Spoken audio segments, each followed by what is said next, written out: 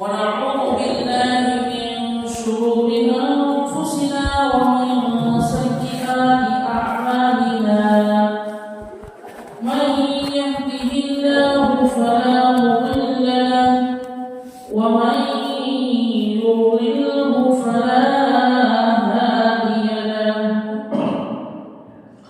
ونشهد أن لا إله إلا الله وحده لا شريك له ونشهد أن سيدنا ومولانا محمدا عبده ورسوله أما بعد فأعوذ بالله من الشيطان الرجيم بسم الله الرحمن الرحيم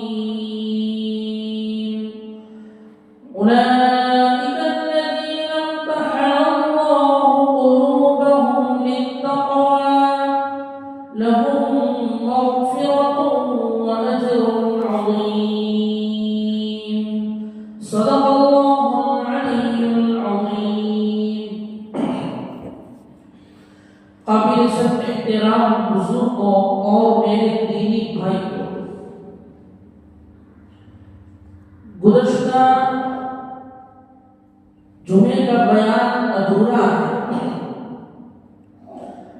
صدیق اکبر ابو بکر صدیق رضی اللہ تعالی عنہ کی سیرت آپ کے سامنے بیان ہو رہی ہے۔ کئی جمعوں سے یہی سلسلہ شروع ہے۔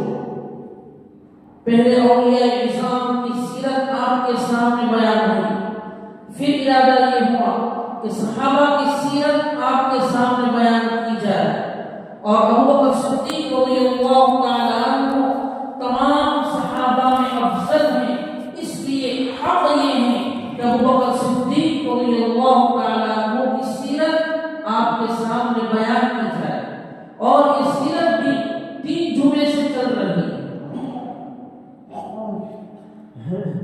ابو بکر صدیق رضی اللہ تعالی عنہ کی بچپن کے حالات، جوانی کے حالات، اسلام قبول کیا، اسلام کے بعد حالات، اس کے بعد ہجرت،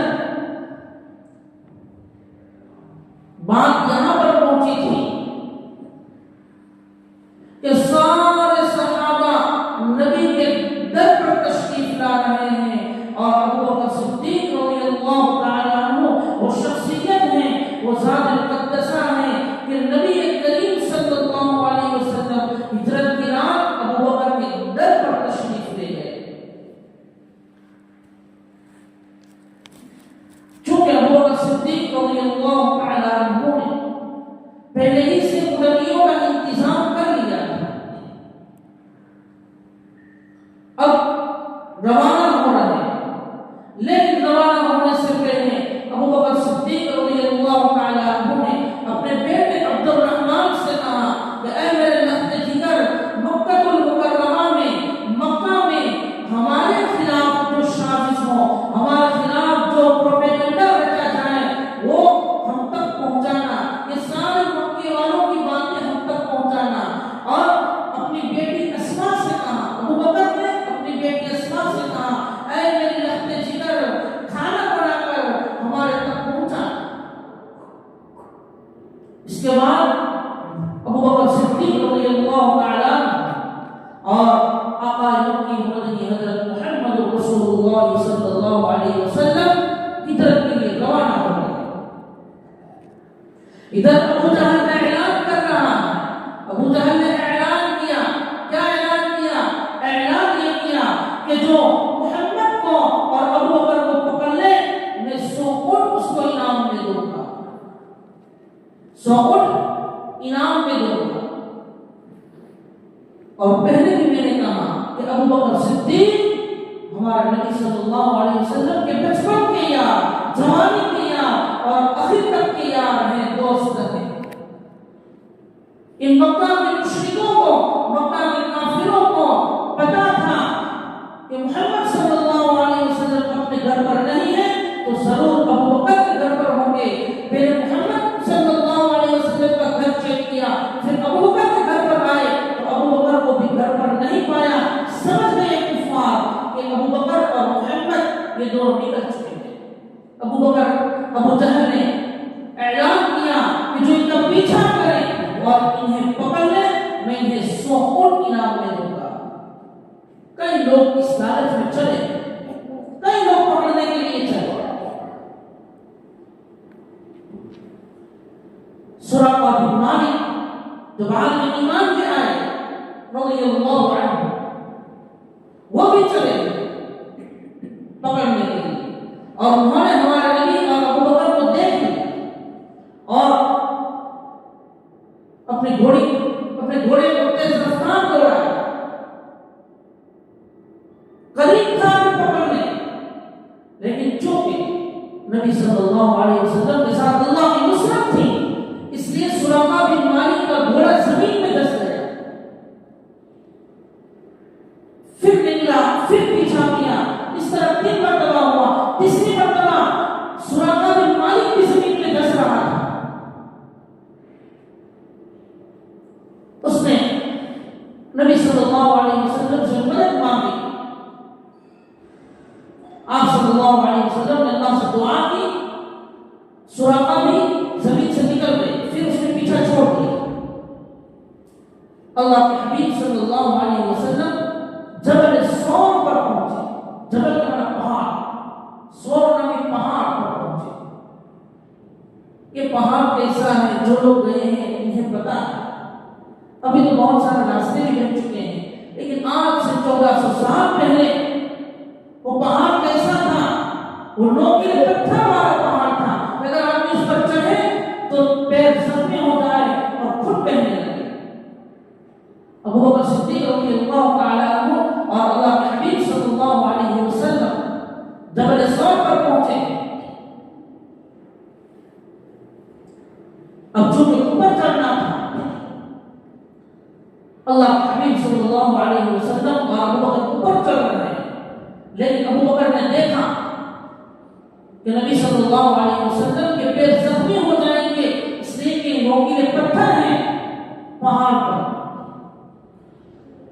صدیق اکبر رضی اللہ تعالی عنہ نے فرمایا، یا رسول اللہ، اللہ کے حبیب صلی اللہ علیہ وسلم یہ نوکیلے پتھر آپ کے پیر کو زخمی کر دیں گے، یا رسول اللہ آپ میرے کندھوں پر سوار ہو جائیں گے۔ رحمت کائنات صلی اللہ علیہ وسلم کندھوں پر سوار ہو جاتے ہیں۔ ابو بکر صدیق رضی اللہ تعالی عنہ پہاڑ چڑھ رہے ہیں، نوکیلے پتھر کی وجہ سے ابو بکر کے پیر زخمی ہو گئے، خون بہنے لگا۔ ابو بکر صدیق رضی اللہ تعالی عنہ نے یہ ساری تکالیف برداشت اس لیے کی کہ اپنے کندھوں پر آقا مکی و مدنی گنبد خضرا والے سنہری چاندی والے حضرت محمد رسول اللہ صلی اللہ علیہ وسلم سفر تھے۔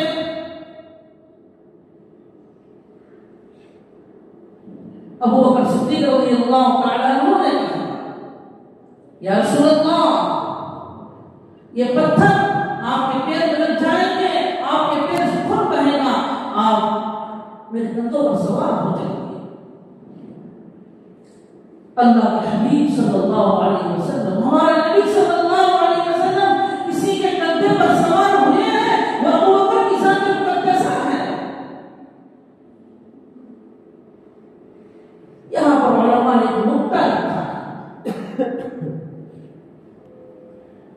کہ نبوت والی ذات، ہمارے نبی صلی اللہ علیہ وسلم نبی تھے، اس لیے نبوت والی ذات ابو بکر کے کندھوں پر ہے، اور یہ نبوت کا وزن ابو بکر صدیق نے برداشت کیا ہے اور کوئی برداشت نہیں کر سکتا ہے۔ علماء فرماتے ہیں کہ جب ابو بکر نے آقا کو اپنے کندھوں پر سوار کر لیا، نبوت کا وزن اٹھا لیا، نبی صلی اللہ علیہ وسلم کی وفات کے بعد نبوت والے کام اور نبوت والے نہج کا بوجھ ابو بکر کے سوا کوئی نہیں اٹھا سکتا تھا۔ اسی لیے نبی کی وفات کے بعد نبوت والا منہج نبوت والا منہج ابو بکر صدیق رضی اللہ تعالیٰ عنہ نے اپنی ذات پر لے لیا، اسی لیے ابو بکر پہلے خلیفہ بنے۔ نبوت والی ذات کو اپنے کندھوں پر اٹھایا۔ علماء فرماتے ہیں نبی کی وفات کے بعد یہ نبوت والا منہج اللہ کے نبی چونکہ دنیا میں نہیں رہے، یہ کون سنبھالے گا؟ ابو بکر کے سوا اس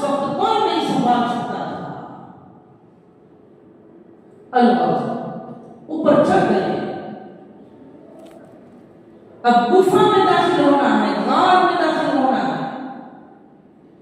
ابو بکر صدیق رضی اللہ تعالی عنہ نے فرمایا، اے اللہ کے حبیب، یا رسول اللہ، آپ یہیں پر کھڑے رہ جائیں، میں اندر جاتا ہوں، دیکھ لیتا ہوں کوئی تکلیف دینے والی چیز تو نہیں ہے۔ ابو بکر صدیق رضی اللہ تعالی عنہ غار میں داخل ہوئے، گفا میں داخل ہوئے اور گفا کو صاف کیا، کئی سوراخ تھے، درد درد۔ ابو بکر صدیق رضی اللہ تعالی عنہ نے کپڑے سے انسان کے درد کو پیک کر دیا، سوراخوں کو پیک کر دیا۔ اللہ کے حبیب صلی اللہ علیہ وسلم سے کہا، یا رسول اللہ، اب غار میں تشریف میں آئیے۔ اللہ کے حبیب صلی اللہ علیہ وسلم غار میں تشریف لے گئے۔ اس کے بعد چونکہ آقا صلی اللہ علیہ وسلم تھکے ہوئے تھے، بہت زیادہ تھکے ہوئے تھے، اس لیے ابو بکر صدیق رضی اللہ تعالی عنہ نے کہا، یا رسول اللہ، آپ آرام فرمائیں میری ران پر۔ اللہ کے حبیب صلی اللہ علیہ وسلم ابو بکر کی ران پر آرام فرما رہے ہیں، یہ ابو بکر کی ذات ہے۔ یہ بھی آپ کو کہہ دو، اللہ کے نبی صلی اللہ علیہ وسلم نے اپنی ازواج کے علاوہ، اپنی بیویوں کے علاوہ کسی کی ران پر آرام نہیں فرمایا ہے، کسی کی ران پر آرام فرمایا ہے، اپنا سر مبارک رکھا ہے، تو ابو بکر کی ذات ہے۔ یہ غارت قوم میں ابو بکر رضی اللہ تعالیٰ عنہ کی ران پر اللہ کے نبی صلی اللہ علیہ وسلم سر رکھ کر آرام فرمانے لگے، اور ایک سوراخ دکھائی دیا، ایک اور در دکھائی دیا جو بھول گئے تھے ابو بکر صدیق رضی اللہ تعالیٰ عنہ، اس کو پیک کر دیا۔ ابو بکر صدیق رضی اللہ تعالیٰ عنہ نے وہاں پر اپنا پیر رکھ دیا تاکہ کوئی چیز یا کوئی جانور اندر سے آئے اور نبی کو تکلیف نہ پہنچائے۔ اللہ کے نبی صلی اللہ علیہ وسلم آرام فرما رہے ہیں، اور اس سوراخ سے جہاں پر ابو بکر کا پیر تھا، سانپ ابو بکر کو ڈس رہا۔ ابو بکر صدیق رضی اللہ تعالیٰ عنہ سے تکلیف برداشت نہیں ہو رہی ہے، لیکن پھر بھی تکلیف برداشت کر رہے ہیں، زبان سے آواز نہیں نکال رہے ہیں، اس لیے کہ ابو بکر فرماتے ہیں، میں زبان سے آواز نکالتا تو میرے نبی کی، میرے آقا کی نیند میں خلل واقع ہوتا، اس لیے میں نے اپنی زبان سے آواز نہیں نکالی۔ لیکن وہ سانپ چونکہ بار بار ڈستا تھا، اس لیے تکلیف بڑھتی جاتی تھی، آنکھوں سے آنسو بہنے لگے، اور آنکھوں کا قطرہ، آنسو کا قطرہ، اللہ کے حبیب صلی اللہ علیہ وسلم رات کو آرام فرما رہے تھے، اللہ کے نبی کے گال مبارک پر ابو بکر کے آنسو کا قطرہ گرا۔ اللہ کے حبیب صلی اللہ علیہ وسلم فوراً اٹھ گئے، دیکھا وہ رو رہے ہیں۔ اللہ کے حبیب نے فرمایا، ابو بکر کیوں رو رہے ہیں؟ ابو بکر صدیق رضی اللہ تعالیٰ عنہ نے کہا، یا رسول اللہ، یہاں اس سوراخ سے کوئی زہریلا جانور آیا اور مجھے زہریلا جانور آ رہا ہے اور مجھے ڈس رہا ہے، جس کی تکلیف سے مجھے رونا آ رہا ہے۔ اللہ کے حبیب صلی اللہ علیہ وسلم نے اپنا تھوک مبارک نکالا، اور جہاں پر ابو بکر کو سانپ نے ڈسا تھا وہاں آپ نے اپنا تھوک مبارک لگایا، ابو بکر کو آرام مل گیا۔ ہمارا عقیدہ ہے، ہماری کتابوں میں لکھا ہوا ہے کہ اللہ کے نبی صلی اللہ علیہ وسلم کے تھوک مبارک میں اللہ نے شفا رکھی ہے۔ ارے ہماری کتابوں میں یہ بھی لکھا ہوا ہے کہ اللہ کے نبی جس شہر میں آرام فرما رہے ہیں، مدینہ میں آرام فرما رہے ہیں، مدینہ المنورہ کی مٹی میں، ہماری کتابوں میں لکھا ہے کہ اللہ نے شفا رکھی ہے۔ ہم تو یہ بھی کہتے ہیں کہ وہ ہوا جو مدینے کے اوپر سے گزر کر جاتی ہے، اللہ نے اس ہوا میں بھی شفا رکھی۔ پھر بھی ہم پر الزام لگایا جا رہا ہے، پھر بھی ہمیں کہا جا رہا ہے تم نبی کے غدار ہو، تم نبی کو نہیں مانتے ہو، تم نبی کو نہیں مانتے ہو، تم بڑیوں کو نہیں مانتے ہو۔ میرے بھائیوں، اپنے دل میں دیکھو اور غور کرو، اسی منبر سے کبھی ہم نے سماج کو توڑنے والی بات نہیں کہی ہے، اس منبر سے اگر بیان ہوا ہے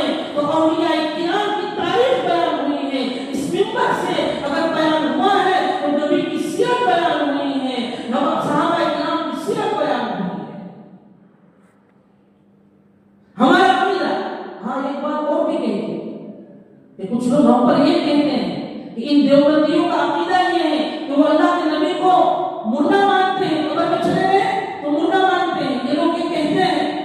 لیکن کان کھول کر سن لو، ہمارا عقیدہ ہے کہ اللہ کے نبی صلی اللہ علیہ وسلم کی ذات مقدسہ، ہمارے نبی کی ذات قبر میں حیات ہے، اللہ کے نبی کی ذات قبر میں حیات ہے۔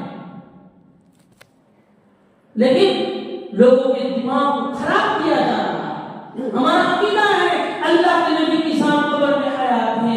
ارے ہم تو یہ بھی کہتے ہیں کہ ہمارے نبی کے جسم سے جو مٹی لگی ہے نا، کیونکہ مردہ تو دفن ہوتا ہے تو قبر میں مٹی لگتی ہے نا جسم سے، تو ہم یہ کہتے ہیں کہ ہمارے نبی کے بدن سے جو مٹی لگی ہوئی ہے وہ مٹی عرش سے بھی افضل ہے۔ اس سے عرش سے بھی افضل ہے۔ آپ بتائیے نبی سے محبت نہیں ہے؟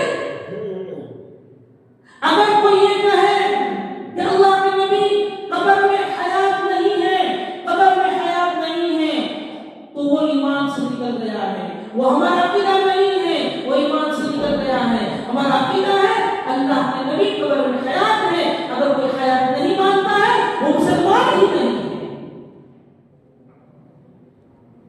اللہ بات یہاں پر پہنچی،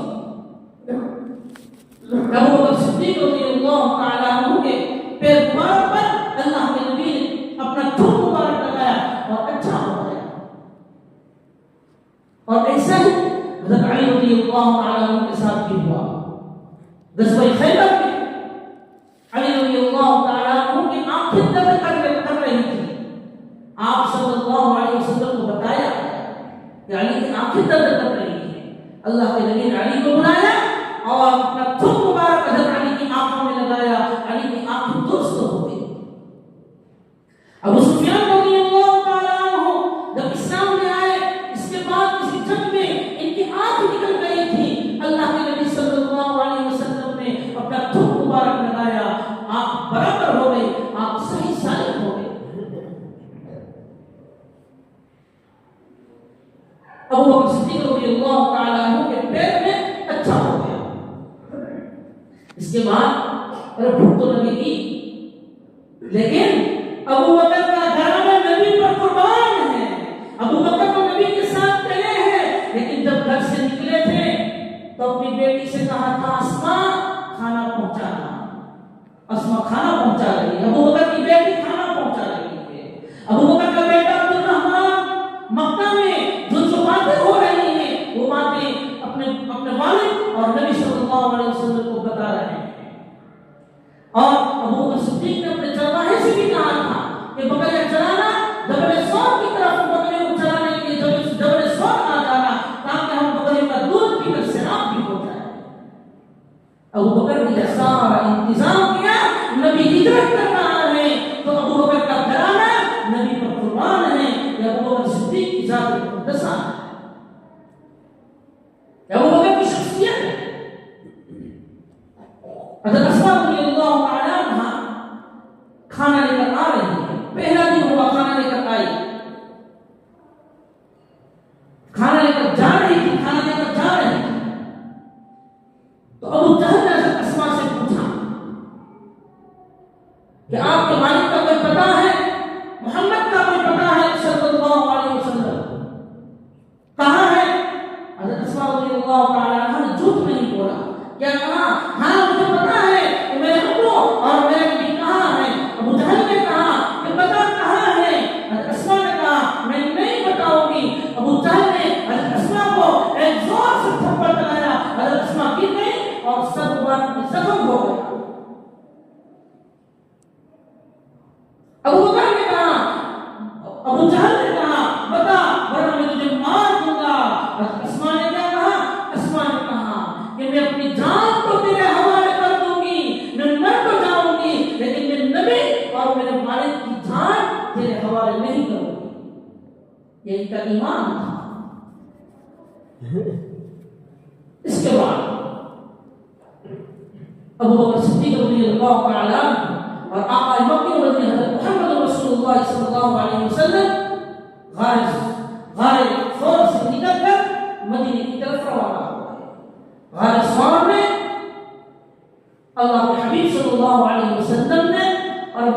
صدیق رضی اللہ تعالیٰ عنہ نے 3 دن قیام فرمایا ہے. اب مدینے کی طرف نکل گئے اور مدینہ پہنچ گئے. اس کے بعد مدینہ المنورہ میں آپ صلی اللہ علیہ وسلم نے جو زندگی گزاری تو آپ کے ساتھ ہر وقت ابو بکر صدیق تھے. ابو بکر صدیق تھے رحمت اللہ صلی اللہ علیہ وسلم بدر میں تشریف لے گئے. ابو بکر بھی آپ کے ساتھ بدر میں ہیں. نبی کریم صلی اللہ علیہ وسلم احد تشریف لے گئے. ابو بکر بھی احد میں آ گئے. نبی کریم صلی اللہ علیہ وسلم خیبر تشریف لے گئے. نبی بھی ابو بکر بھی خیبر آ گئے. غزوہ حنین نبی تشریف لے گئے. ابو بکر بھی نبی کے ساتھ ہے. جہاں نبی صلی اللہ علیہ وسلم وہاں ابو بکر غزوہ بنی المصطلق میں نبی کریم صلی اللہ علیہ وسلم تشریف لے گئے. نبی کے ساتھ ابو بکر بھی تشریف لے گئے. اور سب سے بڑی بات کہ جس دن ہمارے نبی کی وفات ہوئی سووار کے دن ابو بکر کی بھی وفات ہوئی ہے. اس سے بڑھ کر ہمارے نبی نے 63 سال زندگی گزاری. 63 سال کی عمر میں ہمارے نبی کی وفات ہوئی. ابو بکر کی وفات 63 سال کی ہوئی ہے. یہ دونوں ساتھی کا جوڑ دیکھیے. اللہ تعالیٰ سے دعا کرتے ہیں اللہ تعالیٰ ابو بکر صدیق رضی اللہ تعالیٰ عنہ کو بہترین بدلہ عطا فرمائے اور ہمیں بھی صدیق اکبر رضی اللہ تعالیٰ عنہ کی طرح جان اور مال قربان کرنے کی توفیق عطا فرمائے. بقیہ بات انشاءاللہ تعالیٰ ادھر جہاں ہوگی. اللہ تعالیٰ عمل کرنے کی توفیق عطا فرمائے.